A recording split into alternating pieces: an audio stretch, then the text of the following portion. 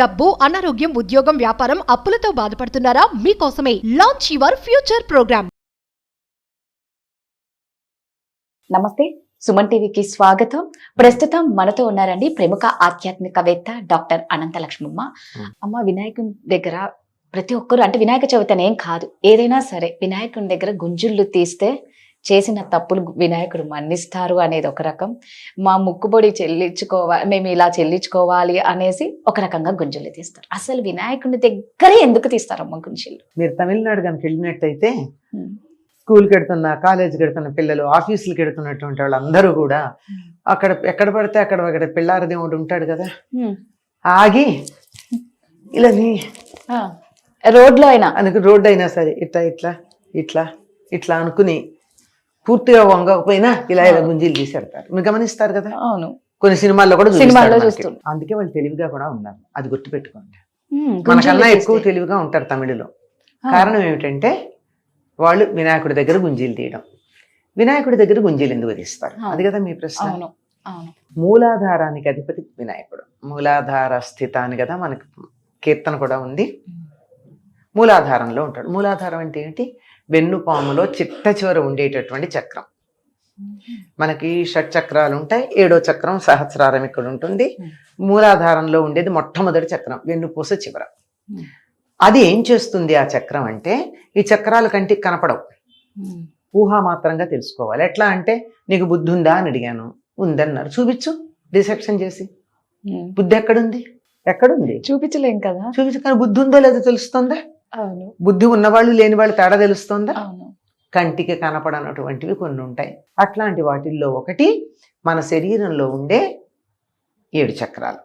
ఇది పైది కాక ఈ 6 గురించి షట్చక్రాలు అని చెప్పి. ఇవి ఎలా ఉంటాయి అంటే, వెన్నుపూసలో మధ్యలో ఉండేటటువంటి ఫ్లూయిడ్ దగ్గర ఉంటాయి.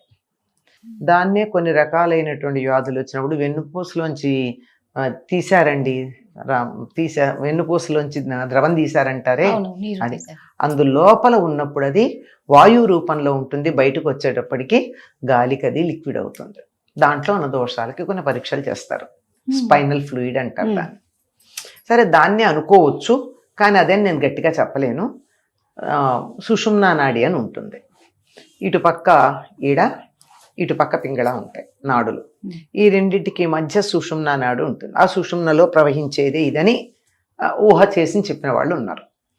అది వాస్తవం, అనుభవంలో తెలియాలి. ఈ ఇడా పింగళ సవ్యంగా ఉన్నప్పుడే బ్యాలెన్స్ ఉంటుంది మనిషిలో. ఇప్పుడు ఇలా ముక్కు మూసుకుని ఎడం వైపు నుంచి గాలి గనక పీల్చినట్టయితే శరీరంలో ఉన్న వేడి తగ్గుతుంది. ఇది చంద్రనాడి. ఇది మూసుకుని దీంట్లోంచి గాలి పీల్చి వదులుతూ ఉంటే చల్లదనం పోయి వేడి వస్తుంది. చలేస్తూ ఉంటే చాలా మంది చేస్తారు ఆ పని. ఈ ఎడం వైపు మనం క్లోజ్ చేసి కుడి వైపు నుంచి పీలిస్తే చలి వేడెక్కుతుంది, శరీరం ఉష్ణం వస్తుంది. అదే వేసవి కాలంలో కూడా చెప్తాం మనం, కుడివైపు చెవులో కాటన్ పెట్టుకుని వెళ్ళండి అని చెప్తాం. అప్పుడు వేడి తగ్గుతుంది, ఎండదెబ్బ తగలకుండా ఉంటుంది. మళ్ళీ ఇటుపక్క ఓపెన్ ఉండాలి. ఇలాంటివి ఉంటాయి. ఇలా ఉండేటటువంటి రెండింటి మధ్య ఒక బ్యాలెన్స్ లేకపోతే అయితే చల్లబడిపోవడం, లేకపోతే వేడెక్కిపోవడం ఉంటాయి. ఈ బ్యాలెన్స్ కావాలి అంటే మూలాధార చక్రం సరిగ్గా ఉండాలి. మూలాధార చక్రం కనుక సరిగ్గా ఉన్నట్టయితే ఈ బ్యాలెన్స్ ఉంటుంది. మరి లేదు అని మనకు ఎలా తెలుస్తుంది? లేదు అని తెలియడానికి కారణం ఎలా ఇప్పుడు తెలుస్తుందంటే, అయితే ఓవర్ యాక్టివ్గా ఉండడం, ఒక చోట క్షణం కూడా కూర్చోలేకపోవడం, లేదంటే కూర్చున్న చోటు నుంచి కదలకపోవడం. ఈ రెండు లేకుండా ఉండాలి అంటే మూలాధారం పనిచేయాలి. మూలాధారం సరిగ్గా పనిచేయడానికి కావాల్సిన పద్ధతి ఏమిటి అంటే గుంజీలు తీయడం. తర్వాత మూలాధారం వల్ల వచ్చేది ఏమిటంటే, మూలాధారం మన శరీరంలో ఉండేటటువంటి ఎముకలు మరియు మాంసం మీద ప్రభావం చూపిస్తున్నది.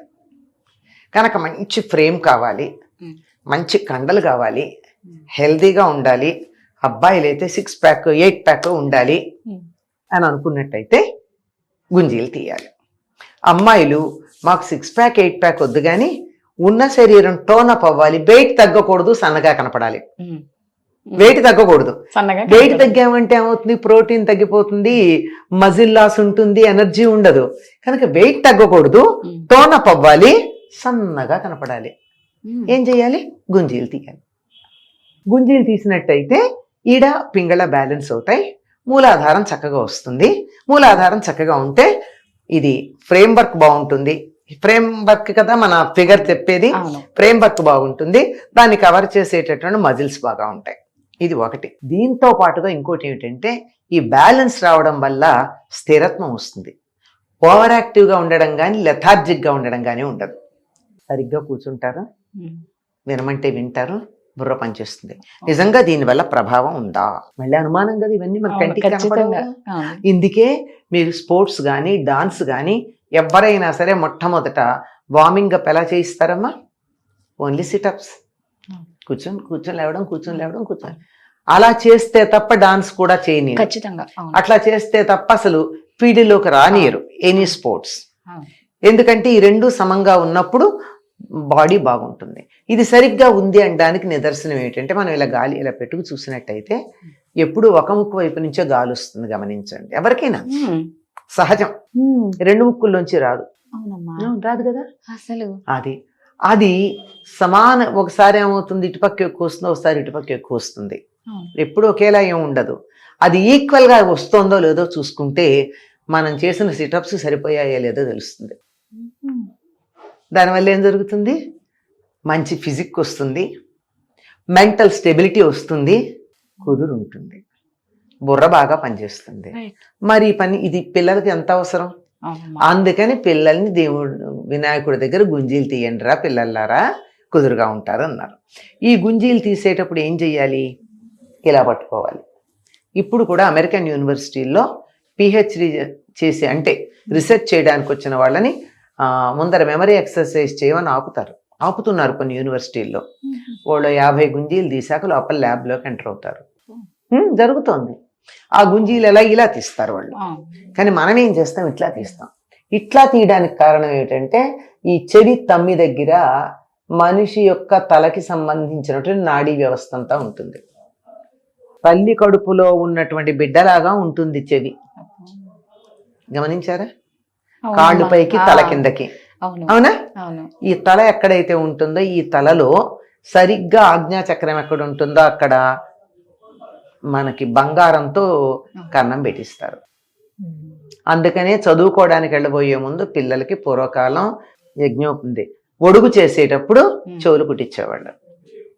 అప్పుడు ఏమవుతుంది? ఆజ్ఞాచక్రం యాక్టివేట్ అవుతుంది.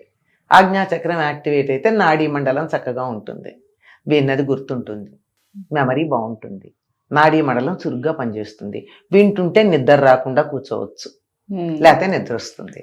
కనుక అందుకనేమిటి ఎప్పుడు రోజు ఇక్కడ దీన్ని యాక్టివేట్ చేసుకోండిరా అంటే ఎక్కడ కుదురుతుంది? అందుకని వాటి బరువైనటువంటి ఏవో ఒక కర్ణాభరణాలు పెడితే మనం ఇట్లా అంటున్నప్పుడు అలా కదులుతాయి, అవన్నీ యాక్టివేట్ అవుతాయి. ఇంకా పిల్లలకి అదంతా సరిపోదు గనక వాళ్ళు చేసే అల్లరికి వాళ్ళకి వాళ్ళంతా కిష్కింధావాసులు కదా. అందుకని కుదురుగా ఉండాలి అంటే ఏం చెయ్యాలి? ఈ చెవులు ఇలా గనక పట్టుకున్నట్టయితే చూసారు, ఇది కూడా ఇట్లా పట్టుకోరు, ఇట్లా పట్టుకోవడం వల్ల మంచి సర్క్యూట్ ఏర్పడుతుంది. చక్కగా గుంజీలు గనక తీసినట్టయితే బాగుంటుంది. అందువల్ల పూర్వకాలం అల్లరి పిల్లల చేత గుంజీలు తీయించేవాళ్ళు. అలాంటి పనిష్మెంట్ లాగా తీయకుండా ఉండాలంటే రోజు దేవుడి దగ్గర ఓ 10 గుంజీలు తీయండి. ఇంకా ఎన్ని ప్రయోజనాలు ఉన్నాయి గుంజీల వల్ల అని చాలా మందికి తెలీదు. సో ఇప్పుడు ప్రతి ఒక్కరు ఇళ్లలో పెద్దవాళ్ళు తీయండి, పిల్లలు తీయండి. పిల్లలు అల్లరి చేస్తుంటే 50 గుంజీలు తీయించండి, కదలకుండా కూర్చుంటారు. అది వాళ్ళకు కూడా మంచిదే, ఆరోగ్యానికి మంచిది. కావాలంటే మీరు కూడా తీయండి, మీకు మంచిదే. మీరు సరిగ్గా ఉంటే పిల్లలు బాగానే ఉంటారు కదా. కరెక్ట్ అమ్మా, చాలా చక్కగా చెప్పారు. ధన్యవాదాలు.